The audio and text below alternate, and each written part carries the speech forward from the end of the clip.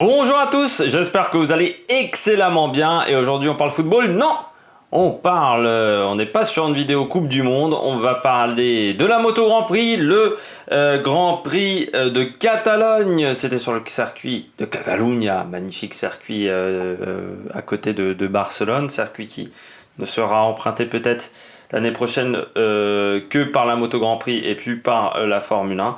Grand Prix qui a été animé, Grand Prix qui a été passionnant avec un pilote français sur le podium.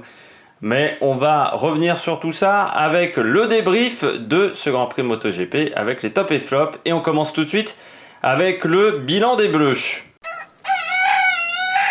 Le bilan des Bleus, ce n'est pas deux pilotes qu'on regardera, dont on parlera, mais 3 pilotes. Et oui, on rajoute Sylvain Gattoli qui faisait sa première course, lui qui a 5 invitations en tant que pilote d'essai de chez Suzuki. Alors Fabio Quartararo, quel week-end de Fabio.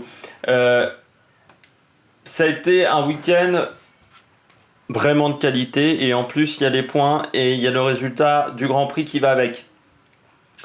Deuxième de ce Grand Prix de Catalogne, pole position de ce Grand Prix, deuxième en EL3, premier en quatrième séance d'essai, la séance avec le rythme de course, deuxième également, je crois que c'était de la première séance d'essai, non c'était deuxième de la première séance, oui c'était premier de la deuxième séance pardon.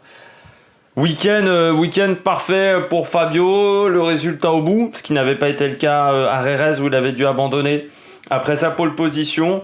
Départ plutôt bon, même s'il n'est pas encore exceptionnel sur ce Grand Prix. Et puis ensuite, il profite également du crash au deuxième tour, mais on reviendra là-dessus. Bon week-end. Il est devant pendant tout le week-end Morbidelli en mettant quand même un petit peu une fessée à Morbidelli sur ce week-end-là. Morbidelli est toujours 5 ou 6 places derrière, sauf en qualification où Morbidelli est revenu un petit peu. Mais sinon, pendant tout le week-end, il est loin derrière Morbidelli de Fabio Quartararo, ce qui est un petit peu gênant pour Morbidelli. Mais voilà, Fabio Quartararo, débutant dans cette catégorie. Le circuit de Barcelone, on savait que c'était un circuit qu'il appréciait. Vainqueur l'année dernière en catégorie Moto 2. Il avait également fait des bonnes performances en Moto 3 sur cette piste. Circuit qu'il connaissait également parce qu'il avait participé au championnat d'Europe de vitesse. Bon bah voilà, pas grand chose à dire sur le week-end de Fabio à part qu'il continue comme ça parce qu'il nous provoque énormément de plaisir et de joie avec son pilotage. Là il a fait un dépassement osé sur Petrucci pour prendre la deuxième place, vraiment où ça passait au millimètre. Il a essayé de dépasser en début de course Marquez, mais il a été un peu trop agressif, il a failli se faire avoir. Il profite également de l'erreur d'Alex Rins. Donc voilà, très bon Grand Prix pour Fabio Quartararo qui a toujours un petit peu des débuts de course un peu difficiles, où il a peut-être des fois du mal à se mettre en route. Mais à partir de 5-6 tours, je pense que c'est aussi la Yamaha qui, on sait, est un peu plus douce sur les pneus que les autres motos, donc a parfois peut-être un peu plus de mal à les mettre en température. Mais après quelques tours de course, voilà, il est performant. Et puis on rappelle que Fabio Quartararo, il fait ça avec une moto de l'année dernière, c'est-à-dire une moto qui n'a pas la fourche en carbone, c'est-à-dire qu'il a un feeling avec le train à vent un peu moins bon que ses homologues. Et puis surtout avec 400 tours au niveau du moteur en moins. Quand on sait que la Catalogne, il y a quand même 2 belles lignes droites, quand on a 400 tours de moteur en moins par rapport à un Rossi ou Vignales, faire la pole position devant 6 pilotes, c'est quand même pas n'importe quoi. On passe à Johann Zarco, le français sur KTM, le numéro 5. Eh bien, bon week-end également pour Johann Zarco. Commence de mieux en mieux à appréhender sa machine. C'est pas encore parfait, il y a encore des erreurs. Il chute encore, Johann Zarco. Mais voilà, ça va mieux au niveau de la moto, au niveau de la performance. Ça avait déjà bien commencé avec la première séance d'essai où il était 13e. Devant Paul Espargaro, ce qui était déjà l'une des rares fois cette saison. Après, il a eu un bon vendredi, un samedi beaucoup plus complexe, 19e en EL3, 18e en qualification. Voilà, il faudra essayer de comprendre pourquoi le samedi ça n'a pas fonctionné au niveau de sa moto, peut-être des soucis en termes de réglage. On sait qu'ils ont amené pour la première fois pour Johan le bras oscillant en carbone, donc c'est la partie arrière de la moto, ce qui maintient en fait la roue arrière de la moto au châssis, grosso modo le bras oscillant. qui a été amené. Ça permet d'avoir un meilleur feeling, d'avoir un meilleur rendu, plus de grip sur l'arrière de la moto. Après, Johann Zarco, on sait, c'est toujours le même problème par rapport à Paul Espargaro qui finit mieux que lui en course. Toujours le souci, bien entendu, de la moto qui ne lui convient pas forcément en termes de pilotage et qui convient au pilotage de Paul Espargaro. Les deux sont un peu à l'opposé en termes de pilotage. Du côté de Paul Espargaro, c'est très agressif. On y va un petit peu en force, alors que Johann Zarco, c'est beaucoup plus coolé, beaucoup plus fluide au niveau de ce pilotage. Il finit quand même devant Andrea Iannone, Miguel Oliveira, Guintoli. Mais surtout, il est assez proche de Tito Rabat. Il a un peu plus souffert en fin de course parce qu'il était vraiment collé à un moment à mi-course à Tito Rabat. Et puis en fin de course, il a perdu un peu de temps.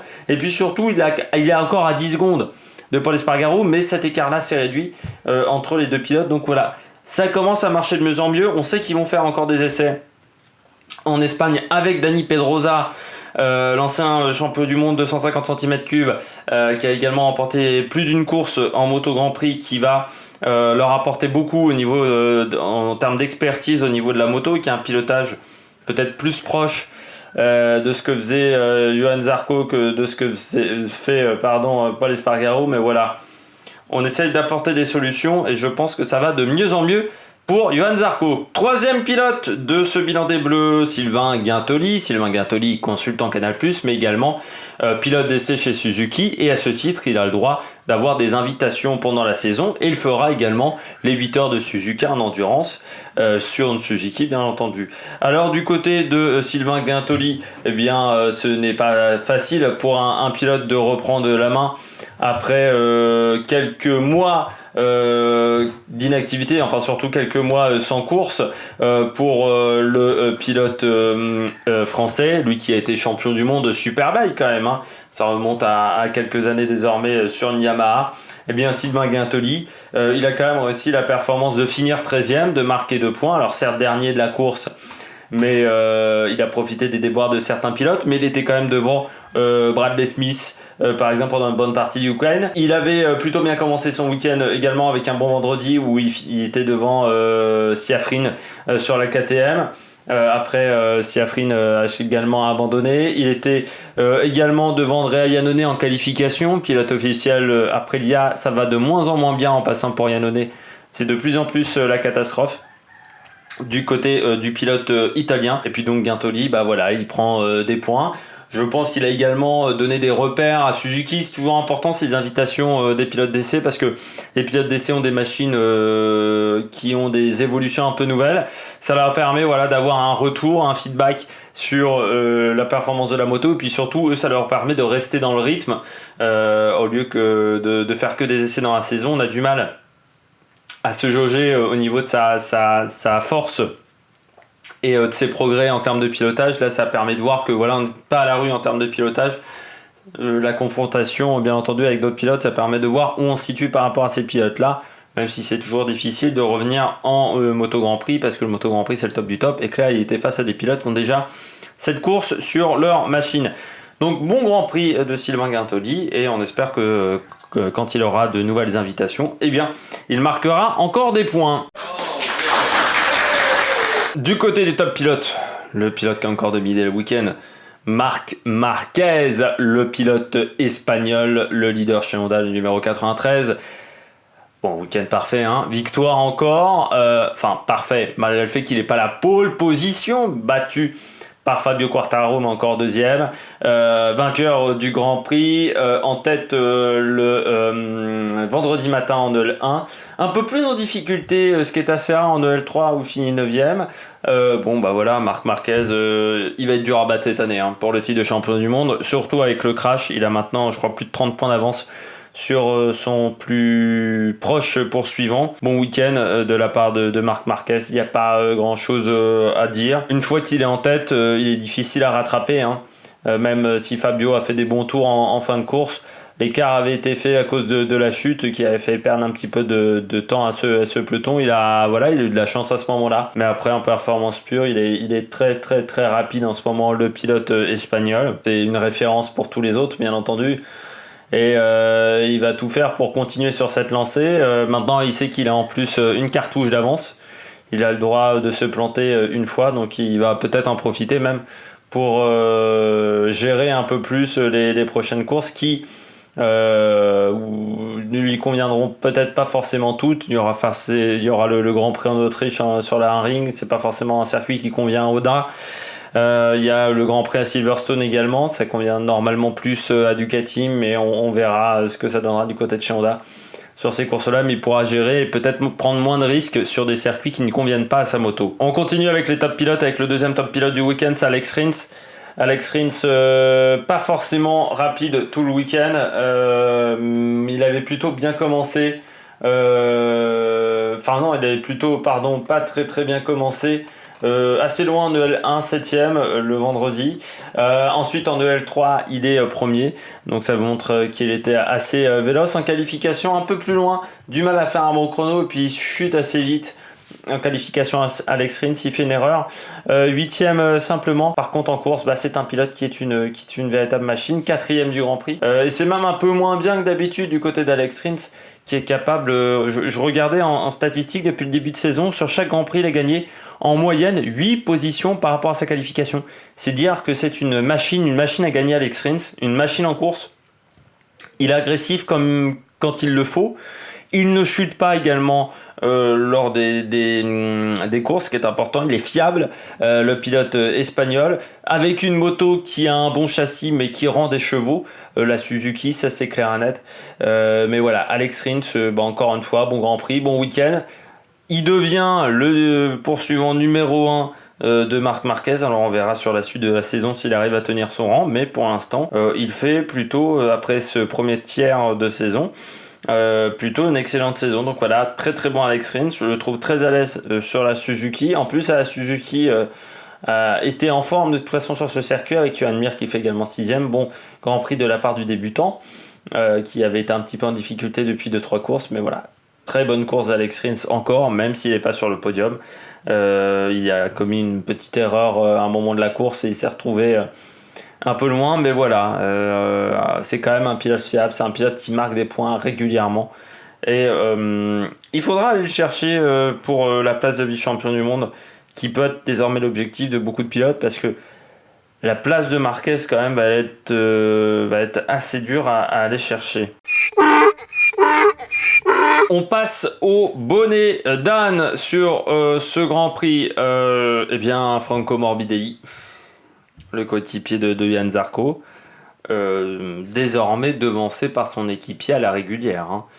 Autant au début de saison, on peut dire qu'il était légèrement devant Fabio Quartararo. Là, désormais, il est derrière le pilote français Franco Morbidelli, et puis des fois loin derrière. Alors c'est entre 5 et parfois 11 ou 12 places derrière le français. C'était le cas en EL3 où il était 13ème, alors que Fabio était deuxième de cette séance. Pas qualifié directement en Q2, ça aussi c'est une indication pour un pilote qui a une Yamaha. On attend quand même un peu mieux. Pilote qui a été champion du monde Moto 2 il y a 2 ans, qui a du mal à montrer ce qu'il vaut. Déjà l'année dernière, je ne l'avais pas trouvé exceptionnel chez Marc VDS.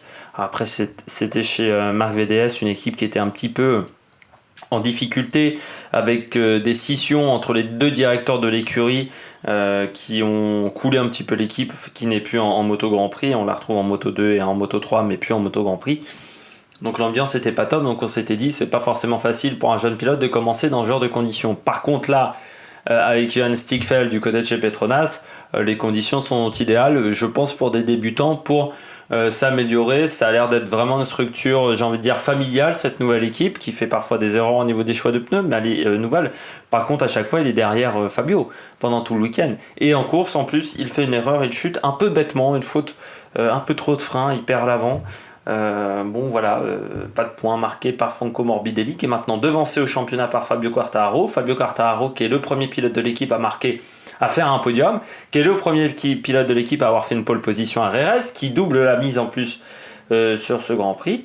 C'est pas facile mentalement, il va falloir qu'il se ressaisisse légèrement Morbidelli. Lui qui devait être le remplaçant de Rossi à terme, ça pourrait être Quartararo dans l'équipe usine Yamaha. Donc voilà, pas très très bon en ce moment Franco Morbidelli. Deuxième bonnet d'âne, Pecco Bagnaia. Francesco di Pecco Bagnaia, le pilote Pramac. Bon, c'est toujours le même problème avec lui. Il est rapide, champion Moto 2 en titre, hein, donc de la catégorie inférieure. Il est rapide, hein, Bagnaia. Par contre, il se crache tout le temps. Il se crache beaucoup trop. Et ce qui fait qu'au bout d'un moment, Pramac, ils vont en avoir marre. Hein. Parce que eux qui pourraient se battre au niveau du classement indépendant, de meilleure équipe indépendante face à l'équipe LCR de Cecchinello, et aujourd'hui ils sont un petit peu en difficulté parce que voilà, ils n'ont qu'un pilote qui marque des points, c'est Jack Miller, qui des fois chute en plus. Jack Miller, et qu'au Bagnaia, je crois qu'il a dû finir une course, 2 courses. C'est pas normal sur cette Grand Prix.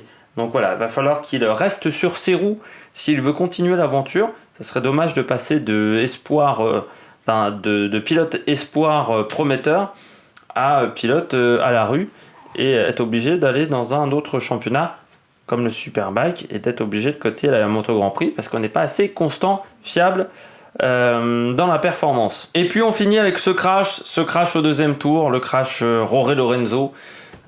Qui, bon, bonnet d'âne c'est un peu méchant, mais qui coûte quand même des points à beaucoup de pilotes. Dovizioso, Vignales, Rossi. C'est dommage pour ces 3 pilotes-là, mais ils marquent 0 points lors de ce Grand Prix, alors que ça aurait pu être important, et ils se retrouvent donc en retard par rapport à Marc Marquez. Ils se retrouvent même avec un sacré retard, on en parlera quand on fera le classement général. Bon, c'est dommage de perdre des points sur un fait de course, mais ça reste un fait de course, hein, pour moi, cet accident.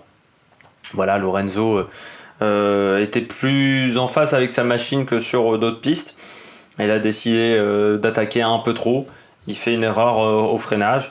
Bon voilà, après ça fait strike parce qu'on est au deuxième tour, on est au bout d'une ligne droite, avec l'aspiration ça revient en paquet. Et donc voilà, gros crash. Dommage pour Dovi, Vignales et Rossi qui perdent de gros points dans cette affaire. Comme vous en avez l'habitude après chaque débrief de Grand Prix, chaque top et flop, voilà. On parle du classement et on commence avec le classement pilote. Classement qui est donc dominé par Marc Marquez, 140 points. Il a désormais une belle avance sur Dovizioso, 37 points. Alex Rins est 3ème et pour moi est l'homme le plus dangereux. On rappelle ça, voilà, il a marqué des points à chaque Grand Prix. C'est le seul avec Petrucci par exemple qui est 4ème de ce classement. On retrouve ensuite Valentino Rossi sur la première Yamaha, simplement 5ème. Jack Miller, 53 points, le pilote australien, premier pilote indépendant. Qui arrive à être performant mais qui manque un petit peu de fiabilité, 3 abandons depuis le début de saison. Fabio Quartararo juste derrière lui à 2 points. Premier pilote débutant Fabio avec 51 points. Il est devant Nakagami, pilote LCR, Paul Espargaro, le premier pilote KTM, et Carl Crutchlow. On retrouve ensuite Vignales et Morbidelli. Il y a un écart conséquent entre Quartararo et Morbidelli. Désormais, deuxième français Johan Zarco avec 16 points, qui passe au classement devant Miguel Oliveira et Andrea Iannone. Et puis on retrouve en 23e position Sylvain Guintoli. Du côté du classement équipe, eh bien on retrouve en première position Ducati qui a l'avantage d'avoir 2 pilotes qui performent. Ensuite Repsol Honda, le team de Marc Marquez et de Lorenzo. Le problème c'est que Lorenzo en ce moment a du mal à marquer des points. 3e Suzuki, là aussi Alex Rins performant, Johan Mir pas toujours. Yamaha qui ne marque pas de points lors de ce Grand Prix, c'est bien dommage. Ensuite, on retrouve ensuite le premier team indépendant, le team LCR de Lucio Cecchinello avec Crutchlow et Nakagami, 90 points, 5 points devant le SICK Racing Team, le team Petronas qui a 85 points, le team Red Bull KTM 63 points, Pramac à 62, Aprilia 39, Tech 3 14 et Avintia 11 points. On dit merci Tito Rabat. Allez, nous pour la Moto Grand Prix, on se retrouve pour faire le débrief du Grand Prix des Pays-Bas du côté d'Assen, un magnifique circuit. La course aura lieu le samedi, donc je pense qu'on fera le débrief le lundi matin, normalement, parce qu'Assen c'est toujours assez particulier au niveau du calendrier. Normalement c'est le samedi, je crois que c'est encore le samedi, si ça n'a pas changé. Des fois il y a des informations voilà, que j'oublie au fur et à mesure des temps, et puis après ça sera l'été avec le Sachsenring et puis Bromo et le Red Bull Ring. Donc voilà, ça sera la suite du programme Moto Grand Prix. J'espère que vous avez aimé cette vidéo. N'hésitez pas à réagir dans les commentaires. On parlera de la Moto 3. N'hésitez pas à mettre un pouce bleu. N'hésitez pas à vous abonner à la chaîne. Et on se retrouve pour de nouvelles aventures sur l'Amérique Production. Football par exemple, mais également du cyclisme. Allez, ciao ciao!